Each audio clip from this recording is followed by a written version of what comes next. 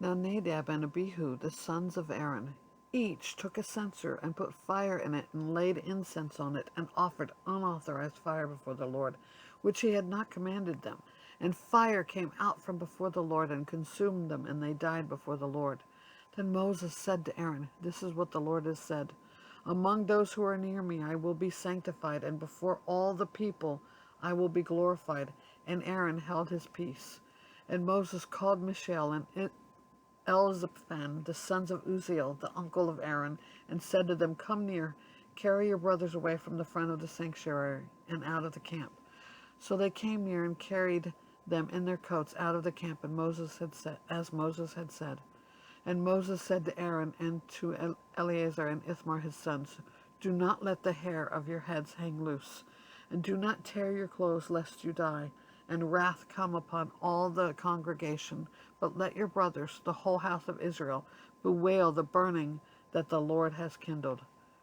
And do not go outside the entrance of the tent of meeting, lest you die, for the anointing oil of the Lord is upon you." And they did this according to the word of Moses.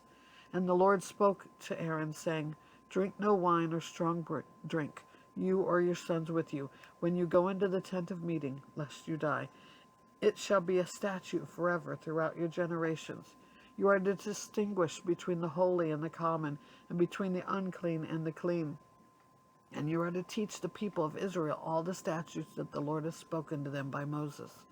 Moses spoke to Aaron and to Eleazar and Ithamar, his surviving sons, "Take the grain offering that is left of the Lord's food offerings, and eat it unleavened beside the altar, for it is most holy. You shall eat it in a holy place, because it is your due, and your sons' due, and the Lord's offerings, for so I am commanded. But the breast that is waved and the thigh that is contributed you shall eat in a clean place, you and your sons and your daughters with you, for they are given as your due, and your sons' due, from the sacrifices of the peace offerings of the people of Israel. The thigh that is contributed and the breast that is waved they shall bring with the food offerings of the fat pieces to wave for a wave offering before the Lord, and it shall be yours and your sons with you as a due forever, as the Lord has commanded." Now Moses diligently inquired about the goat of the sin offering, and behold, it was burned up. And he was angry with Eleazar and Ithamar, the surviving sons of Aaron, saying, "Why have you not eaten the sin offering at the place of the sanctuary, since it is a thing most holy and has been given to you, that you may bear the iniquity of the congregation to make atonement for them before the Lord? Behold, its blood was not brought to the inner part of the sanctuary. You certainly ought to have eaten it in the sanctuary as I commanded."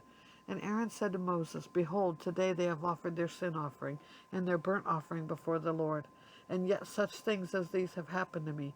If I had eaten the sin offering today, would the Lord have approved?" And when Moses heard that, he approved.